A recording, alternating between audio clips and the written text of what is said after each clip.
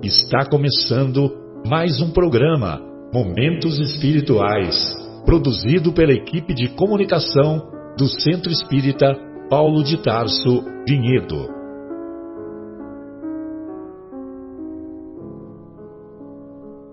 Se guardas contigo o estigma do sofrimento, indagando pela solução dos velhos problemas do ser e da dor, se percebes a nuvem que prenuncia a tormenta e o vórtice traiçoeiro das ondas em que navegas, vem conosco, estudemos a rota de nossa multimilenar romagem no tempo, para sentirmos o calor da flama de nosso próprio espírito, a palpitar, imorredouro na eternidade, e acendendo o lume da esperança, perceberemos juntos, em exaltação de alegria, que Deus, o Pai de infinita bondade, nos traçou a divina destinação para além das estrelas.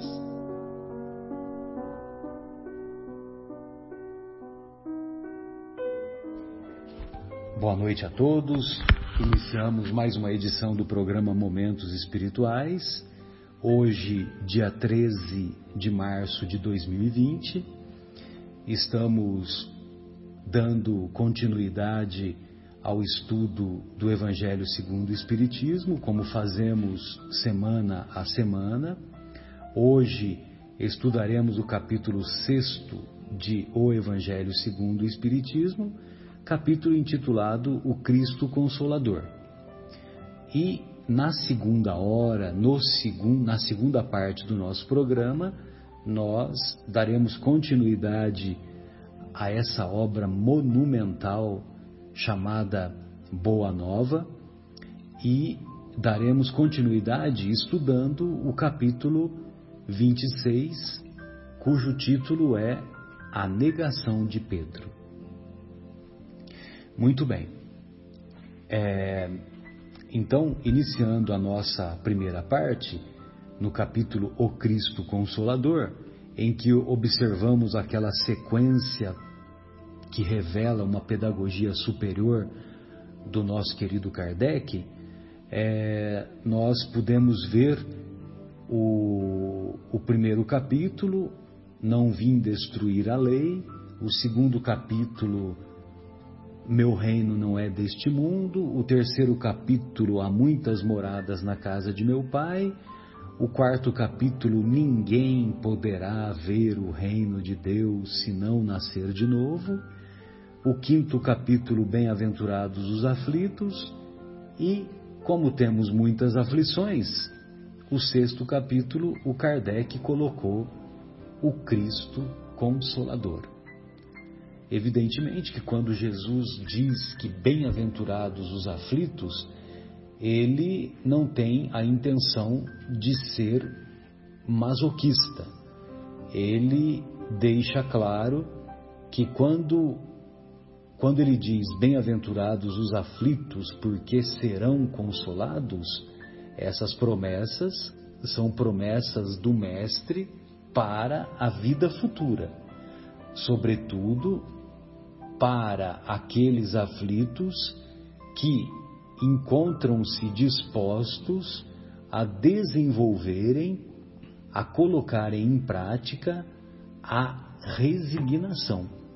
Então, se nós, diante dos desafios que a vida nos propõe, se nós nos colocamos à disposição para desenvolvermos a virtude da resignação, ou seja, de aceitarmos com fé, com coragem, desenvolvendo a inteligência, desenvolvendo as virtudes morais para superar esses desafios, aí sim nós estamos agindo corretamente. De modo que fica bem claro que as promessas do Mestre são promessas para o mundo vindouro, para o mundo espiritual. Bom, no capítulo em questão, nós vamos encontrar essa passagem do capítulo que se encontra nas anotações do evangelista Mateus. Nós vamos encontrar o evangelista Mateus lá no capítulo 11, no versículo 28, ele diz assim, só que eu vou ler um pouquinho antes, eu vou ler do versículo 25 em diante, que é o finalzinho do capítulo 11, né? Vou ler do versículo 11 até o versículo 30, do versículo 25 ao versículo 30, porque aí logo em seguida começa o capítulo 12. Naquele tempo, Jesus, respondendo, disse: Eu te louvo, Pai, Senhor do céu e da terra, porque ocultaste, escondeste essas coisas dos sábios e inteligentes e as revelaste aos infantes. Infantes é criancinha. Do ponto de vista metafórico, significa um iniciante, uma pessoa simples, uma pessoa não instruída. Sim, Pai, porque assim foi do teu agrado. Todas as coisas me foram entregues por meu Pai, e ninguém conhece o Filho senão o Pai, e ninguém conhece o Pai senão o Filho, e aquele a quem o Filho quiser revelar. Vinde a mim todos os cansados e sobrecarregados, e eu vos darei descanso. Tomai sobre vós o meu jugo e aprendei de mim, porque sou brando e humilde de coração, e encontrareis descanso para vossas almas, pois o meu jugo é suave e o meu fardo é leve. Então, nós escolhemos então essa passagem para deixarmos claro que quando Jesus diz bem-aventurados os aflitos porque serão consolados, ele logo, o Kardec, melhor dizendo, logo em seguida coloca como consolo a presença do Cristo. E, curiosamente, quanto mais a ciência avança em conhecimento, mais nós detectamos a grandiosidade dos ensinos do Mestre. Convidamos os estimados ouvintes a uma bela exposição que a nossa querida Anete Guimarães faz no YouTube, quando ela diz que o fardo com Jesus é mais leve. E basta você clicar lá no YouTube, Anete Guimarães, Fardo Leve, que é uma palestra belíssima, em que ela explica com detalhes que realmente quando você carrega 50, ela até diz, 50 arrobas com Jesus, é mais leve do que quando você carrega 50 arrobas sem Jesus. Mas quando nós estamos efetivamente vinculados com os ensinamentos do Mestre, quando nós estamos voltados para um sentimento maior, para um envolvimento mais significativo com o sofrimento das pessoas que convivemos ou das pessoas que temos conhecimento, quando nós, como diz o nosso querido Jaime Ribeiro, valorizamos aquele sentimento de empatia, empatia que é o título do livro do nosso querido amigo. Um abraço, Jaime. Então, quando nós nos colocamos na posição daqueles que estão vivenciando experiências amargas, e quando nós nos dispomos a estender mãos generosas para auxiliar esses nossos irmãos de caminhada, nós estamos agindo como Jesus. E agindo em comunhão com o sentimento do Mestre, nós fazemos com que o nosso cérebro seja utilizado, ou seja, a área relativa aos sentimentos nobres, aos sentimentos de caridade, aos sentimentos de fraternidade, aos sentimentos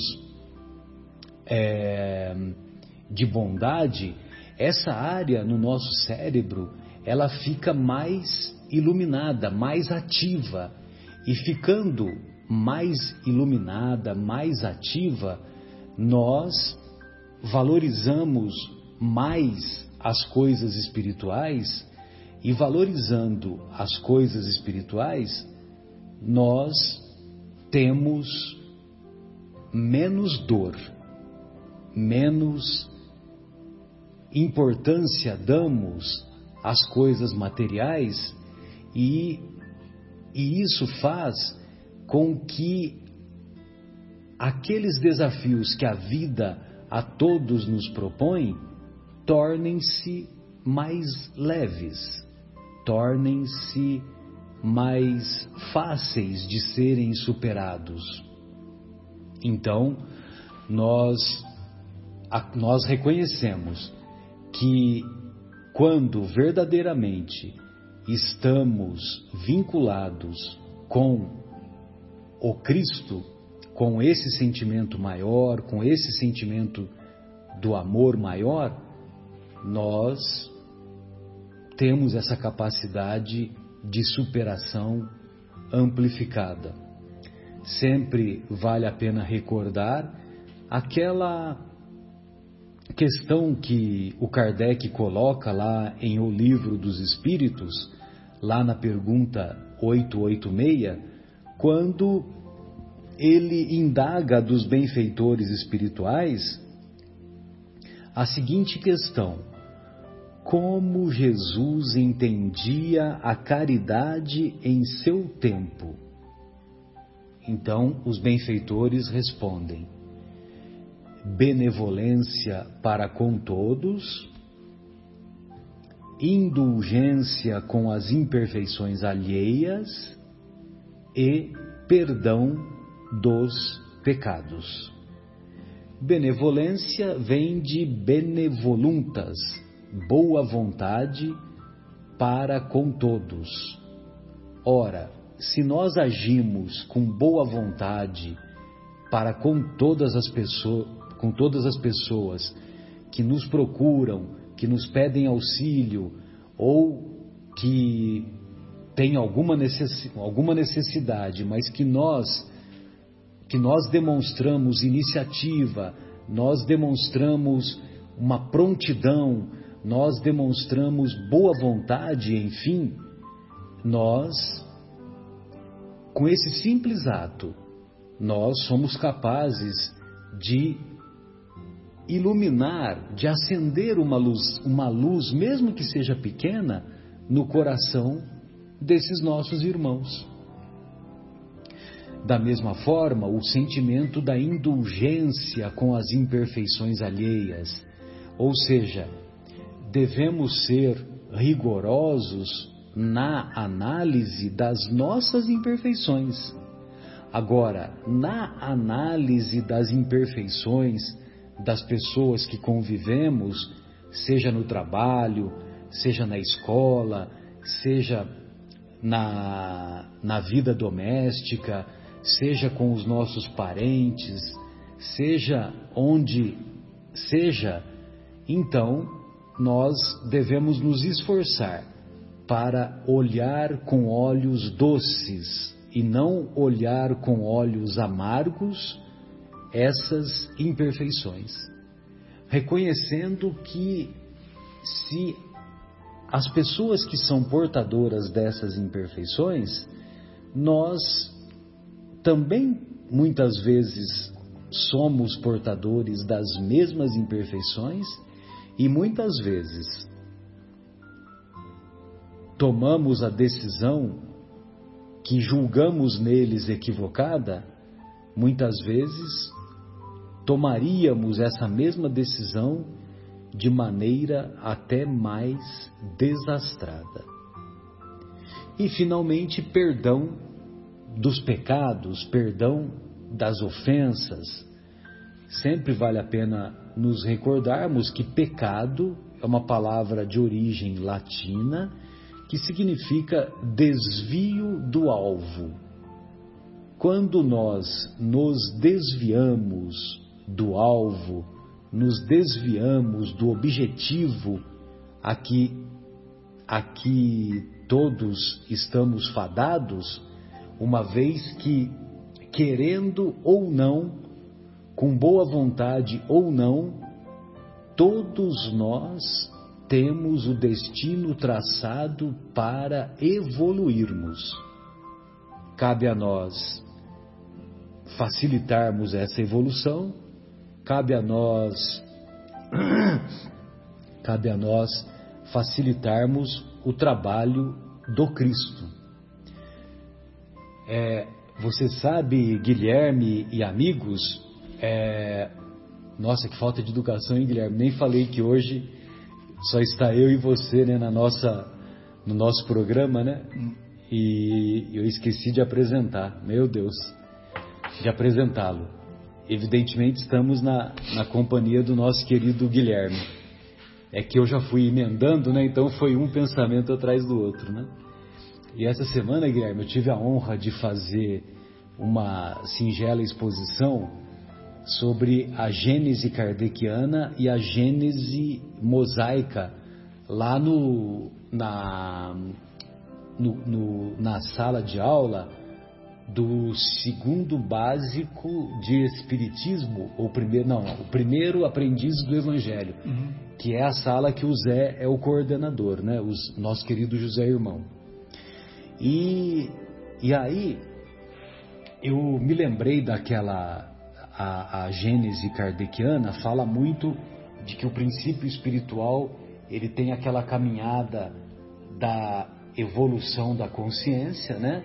Ou seja, o princípio espiritual estagia no reino mineral, no reino vegetal, no reino animal, e aí, quando ele chega no reino hominal do homem, aí ele passa a ter uma individualidade e ele passa a ter uma consciência. E aí, depois desse momento, ele passa não mais a ter evolução da consciência, mas ele passa a ter consciência da evolução, né? Então, quando ele atinge esse momento de ser pensante, que houve a evolução da consciência e que há uma individualidade, aí ele passa a encarnar em seres humanos, com individualidade própria. E aí, os benfeitores nos explicam que a partir desse momento, nós precisamos de 100 a 1000 encarnações, vou repetir para você, de 100 a 1000 encarnações, para nos despojarmos daquele sentimento primitivo, ou seja, para deixarmos de viver em função exclusiva da matéria. Ou seja, quando nos encontrávamos lá nas cavernas, nosso objetivo era comer, dormir e procriar. E não ser comido pelos bichos lá. E não ser comido pelos bichos lá, né? E ficar naquela defensiva. Mas isso contribuiu para que nós desenvolvêssemos vários atributos da inteligência e também ainda numa fase mais latente, virtudes morais. Aonde que está esse número, 100 a 1000? 100 a 1000 encarnações nós vamos encontrar lá na obra A Gênese. Na obra A Gênese, o Kardec fala isso. Então, né? se esse número é perto do real, então a gente vê que tem gente que consegue se desenvolver 10 vezes mais rápido do que outros. Exatamente. Aquele que se desenvolve mais rápido precisa só de 100. Né? É lógico que ainda hoje tem muitas pessoas, e eu também não me julgo mais do que ninguém, tem muitas pessoas que ainda priorizam o comer, dormir, beber e procriar.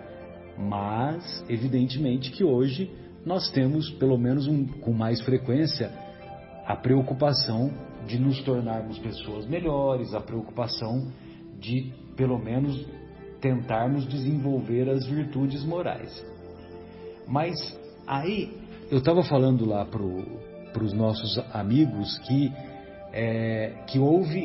tem esse período aí da evolução da consciência, e quando chegamos no mundo primitivo e quando temos a individualidade estabelecida, aí passamos a ter a consciência da evolução. Nós, como espíritos, saímos das mãos do Criador simples e ignorantes. Se nós não nos desviamos, lembra que pecado é desvio do alvo, né? Se nós não nos desviamos do alvo, de espíritos simples e ignorantes, se nós fazemos as escolhas corretas, nós nos tornamos espíritos bons e, mais tarde, dando continuidade, nos tornamos espíritos puros, que é de Jesus Cristo para cima, né? Espíritos construtores de planetas, espíritos de alta hierarquia. Acontece que, como todos nós ainda somos portadores de muitas imperfeições, nós não fazemos as escolhas corretas e largamos esse caminho reto. Aí nós nos desviamos, devido às nossas imperfeições, fazemos escolhas equivocadas. Nos desviamos e nos tornamos espíritos imperfeitos. Para fazermos o caminho de volta e nos tornarmos espíritos bons, nós nos desviamos. Para fazermos o caminho de volta, nós temos que passar por uma porta. E essa porta, ela não sofreu reforma e não sofreu ampliação, não sofreu alargamento. Ela continua uma porta estreita. E para passarmos por essa porta estreita, nós temos que nos despojarmos das nossas imperfeições. Nós temos, como nós estamos gordos de imperfeições, nós temos que emagrecer, temos que nos despojar dessas imperfeições e, agindo dessa maneira, aí sim nós passaremos e entraremos pela porta estreita. E aí sim daremos essa continuidade a espíritos bons. Muito bem. Acontece que, imagine você, Jesus chega para mim e fala assim: olha, Marcelo, se você não quer evoluir, o problema é seu. É seu. Então, nós achamos que Jesus falaria isso, o problema é seu. Só que Jesus, como Cristo planetário, ele não fala que o problema é seu. Jesus, como Cristo planetário, ele diz assim: o problema é meu. Então, eu me propus a essa tarefa, como Cristo planetário, de contribuir para a sua evolução. Então, se você não quer evoluir, o problema é meu e eu vou fazer de tudo para você evoluir.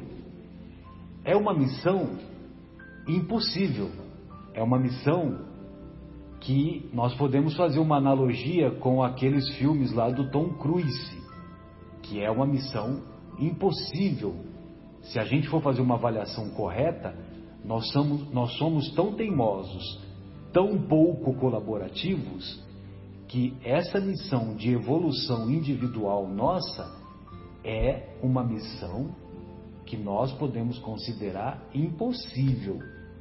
Não à toa, Jesus poderia ter o sobrenome Jesus Cruísse, né? Lógico que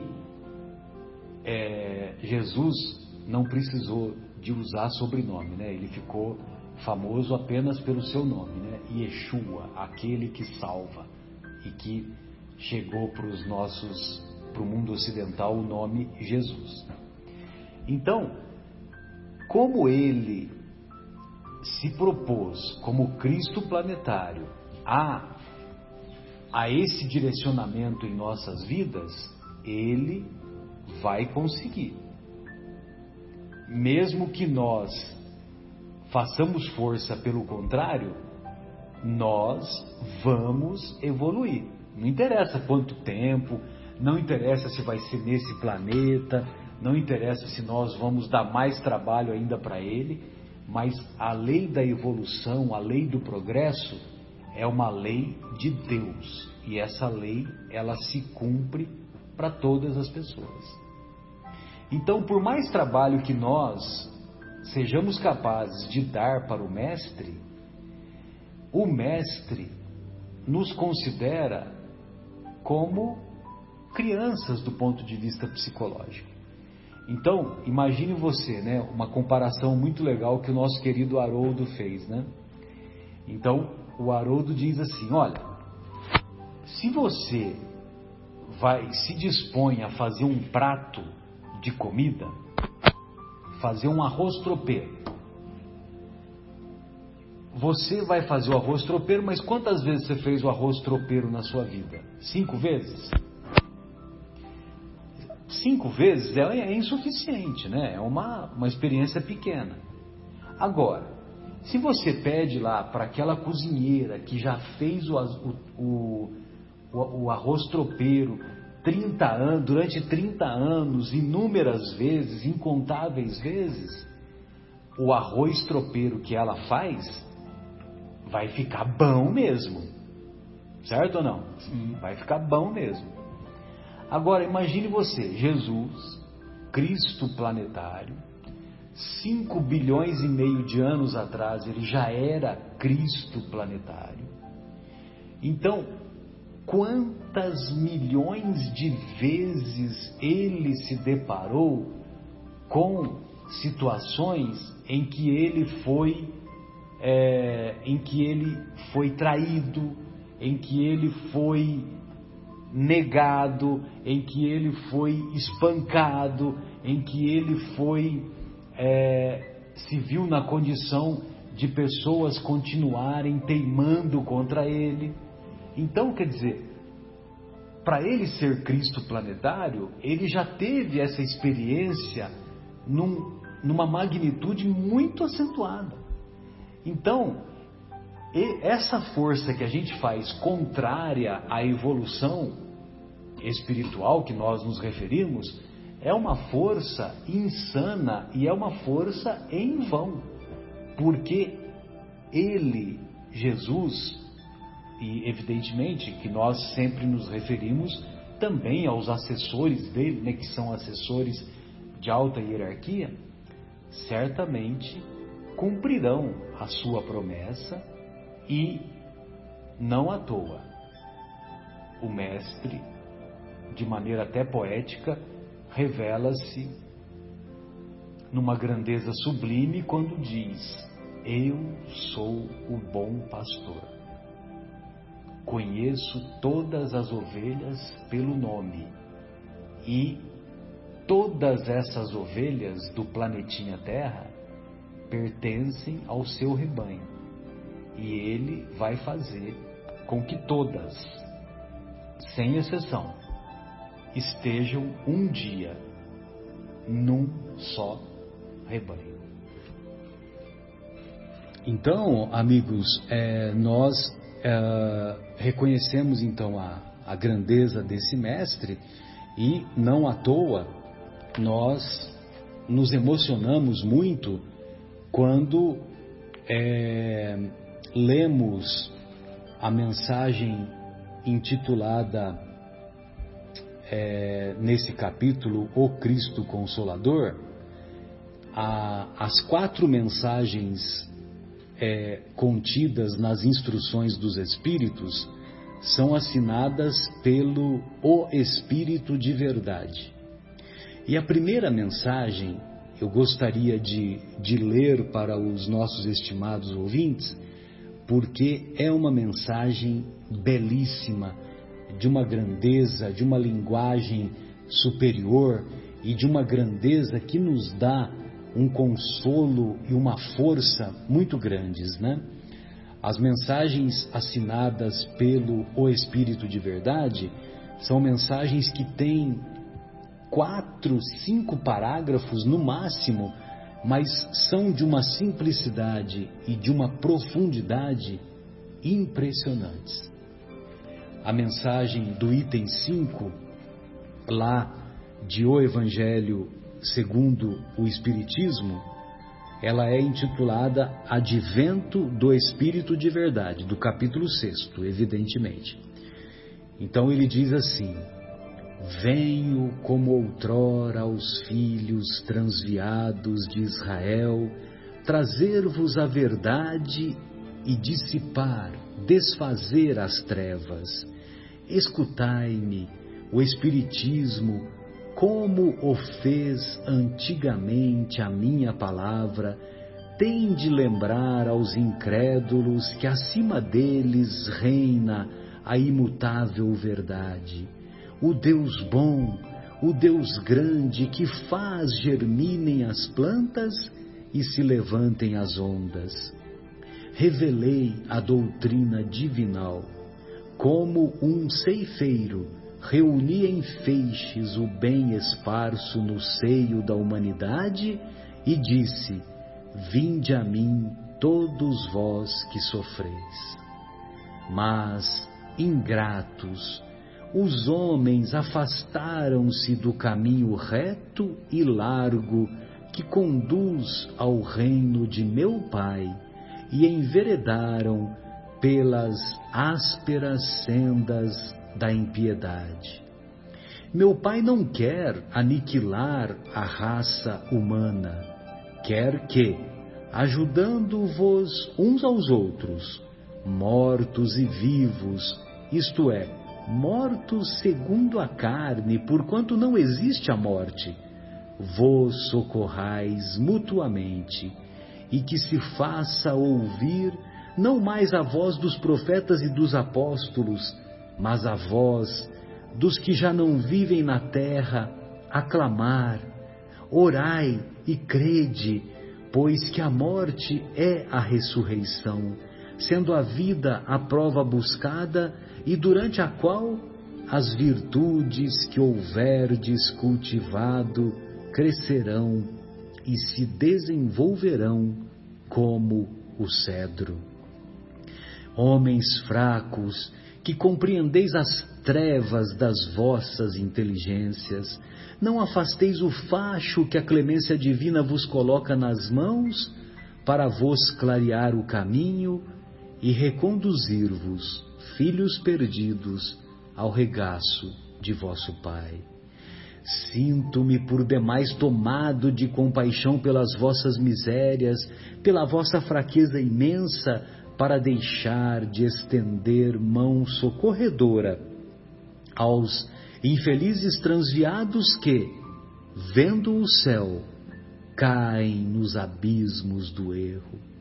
Crede, amai, meditai sobre as coisas que vos são reveladas, não mistureis o joio com a boa semente, as utopias com as verdades. Espíritas, amai-vos, este o primeiro ensino, instruí-vos, este o segundo. No cristianismo encontram-se todas as verdades, são de origem humana os erros que nele se enraizaram. Eis que do além-túmulo que julgáveis o nada, vozes vos clamam, irmãos, nada perece, Jesus Cristo é o vencedor do mal, sede os vencedores da impiedade. Acho que vale a pena nós fazermos uma pesquisa rápida aí, Guilherme, sobre o cedro e depois sobre a impiedade. Porque o cedro é uma árvore muito grande, né? E ela tem um tronco assim grande e um diâmetro considerável, né? E também ela atinge grandes alturas, né? E é interessante que quando ela começa a crescer, ela cresce rapidamente também, entendeu? Então, se você puder ver se tem essas informações, só para passarmos para os estimados ouvintes. Aqui o que fala é assim, a árvore é uma árvore considerada sagrada do Líbano, né? Tem até uma curiosidade que foram citadas, essa árvore é citada 85 vezes na Bíblia e cantadas por poetas, profetas e historiadores. Numa altura de quase 2.000 metros de altitude, os cedros do Líbano fascinam pela sua majestade e seu verde eterno. Mas não fala aqui o que você estava perguntando, né? De quanto que ela é altitude. Sim, tudo bem. Mas isso é em alguns lugares lá do Líbano que a altitude é elevada, né? Então, mas você vê que atinge... E é interessante, eu não sabia que tinha tantas citações assim na Bíblia, né? E veja você que os benfeitores espirituais, eles sempre fazem essas comparações com as coisas da natureza, né? Qual que é o outro que você falou? Não, a outra expressão é impiedade, né? Acho que vale a pena nós desenvolvermos um pouquinho esse tema. Qual o significado de impiedade? Qualidade ou caráter de ímpio, né? Qualidade ou caráter que exprime tal desprezo. É classificado uma falta de consideração apropriada ou pelas obrigações devidas para com as condutas religiosas públicas a serem observadas ou a cultos. Então são pessoas que o ímpio, ele é uma pessoa que despreza, desconsidera os outros. Ele é uma pessoa que não desenvolve a empatia, né?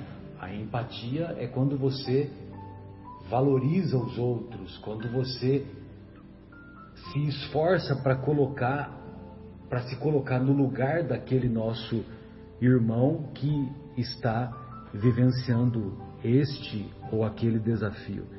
Imagine você que hoje eu tomei conhecimento um dos hospitais que a gente trabalha, uma criança de 11 anos, infelizmente, tentou se suicidar.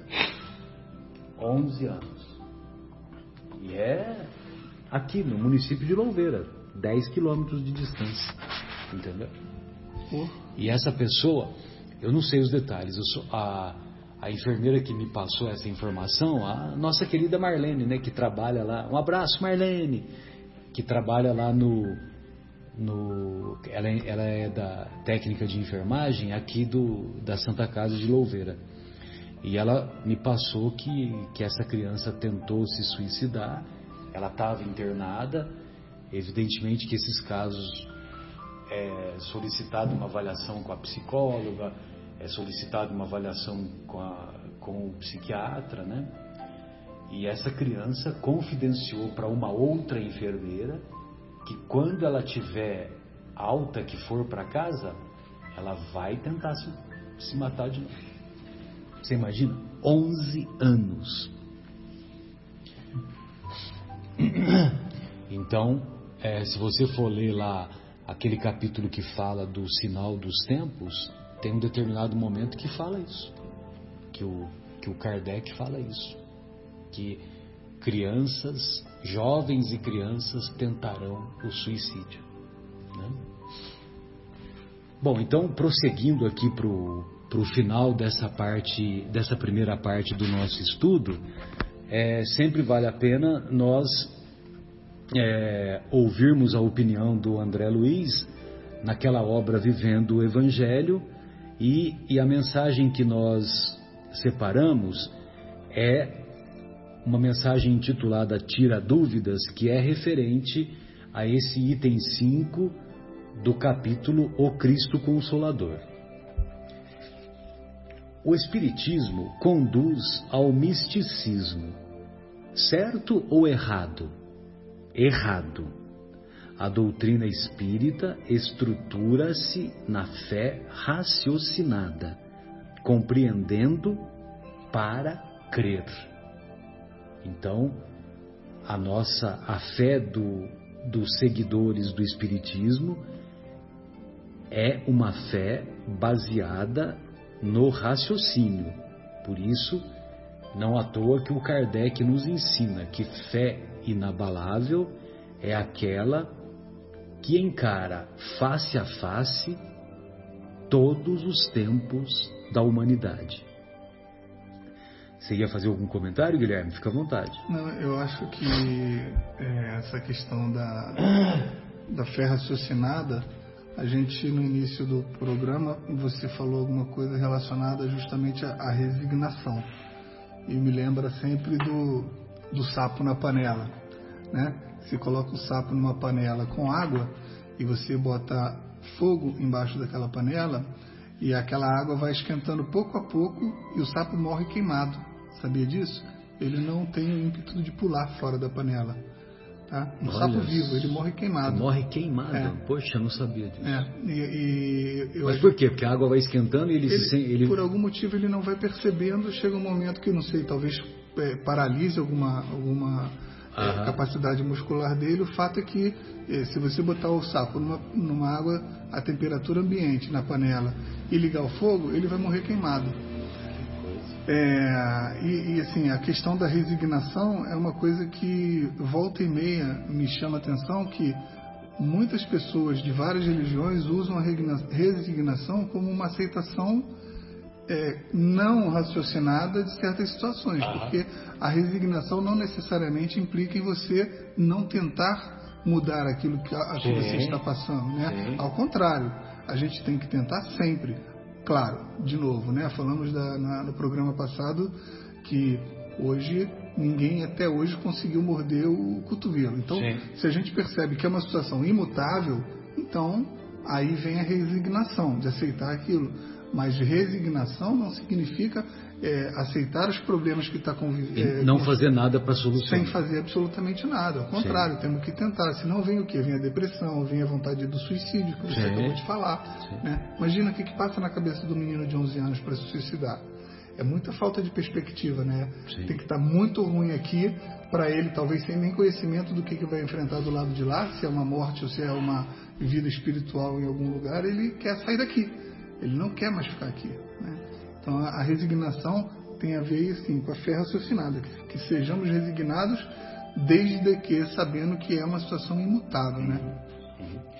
Se tem uma pedra no nosso caminho, não é Deus que vai tirar a pedra. Possivelmente Deus colocou a pedra no caminho, mas Deus deu a inteligência e as virtudes morais para que sejamos capazes de nós, individualmente, tirarmos a pedra do caminho, ou superarmos a pedra, escalarmos, enfim, passarmos adiante, né? O Espiritismo alicerça-se no Evangelho, certo ou errado? Certo, a doutrina espírita expõe o ensino moral calcado nas lições de Jesus. O Espiritismo é apenas ciência, certo ou errado? Errado. A doutrina espírita desenvolve experimentações científicas sem renunciar aos aspectos filosóficos e religiosos.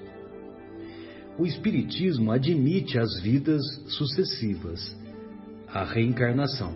Certo ou errado? Certo. A doutrina espírita explica, através da reencarnação, as disparidades do mundo, entendendo assim a justiça e a misericórdia de Deus. O Espiritismo tem por fim a mediunidade. Certo ou errado? Errado. A doutrina espírita sistematiza e disciplina o intercâmbio mediúnico, visando ao aprendizado e socorro, mas não como fim. O Espiritismo assenta-se na prática do bem. Certo ou errado? Certo. A doutrina espírita faz da caridade instrumento de salvação, instrumento de não caminharmos para o abismo, instrumento de voltar os nossos olhos em busca, pelo menos em busca do caminho da porta estreita. O Espiritismo utiliza-se de rituais, certo ou errado? Errado. A doutrina espírita liga a criatura ao Criador, sem a intermediação de sacerdotes, imagens ou símbolos. O Espiritismo é o Consolador prometido. Certo ou errado? Certo. A doutrina espírita traz de volta o Evangelho em sua pureza original. Este simples tira-dúvida é pequena amostra de que o Espiritismo cumpre a promessa de Jesus, lecionando e restabelecendo a verdade divina, a fim de que, nos dias de hoje, o conhecimento não seja frio por falta de amor, e o amor não seja cego por falta de conhecimento. Sensacional, hein? Uhum. O conhecimento não seja frio por falta de amor, e o amor não seja cego por falta de conhecimento. São as duas asas, né, que eles sempre batem nessa tecla, né? Uhum. De nós buscarmos a harmonia, buscarmos o equilíbrio, de desenvolver tanto a parte intelectual quanto a parte dos sentimentos, né? E você sabe que eu sempre ouço você falar aquela frase conhecida que a fé é um salto no escuro nos braços de Deus. Do Khalil Gibran, a frase. Isso, e vendo, né, que assim, a gente está falando da fé raciocinada, né, eu fico imaginando que a fé é um salto no escuro, talvez com uma lanterninha, né, que a gente de fato tem que pular, mas a gente vai tentando, à luz da verdade, das coisas que a gente vai aprendendo, chegar no colo de Deus, né, mas não totalmente cego, né. Exato. Então, é uma imagem poética. Sim. Agora, quando você coloca os ensinamentos da doutrina espírita, a doutrina espírita, ela coloca um foco enorme, né? Um holofote enorme nesse salto, entendeu? E lógico que o poeta Khalil Gibran, quando ele diz essa frase, é que você, quando salta, você tem certeza que você vai estar nos braços de Deus, né? Porque se você não tem essa fé, você nem salta e muito menos abraça Deus. Isso mesmo. Bem, encerramos então essa primeira parte e daqui a instantes retornaremos com a continuação do estudo da obra Boa Nova.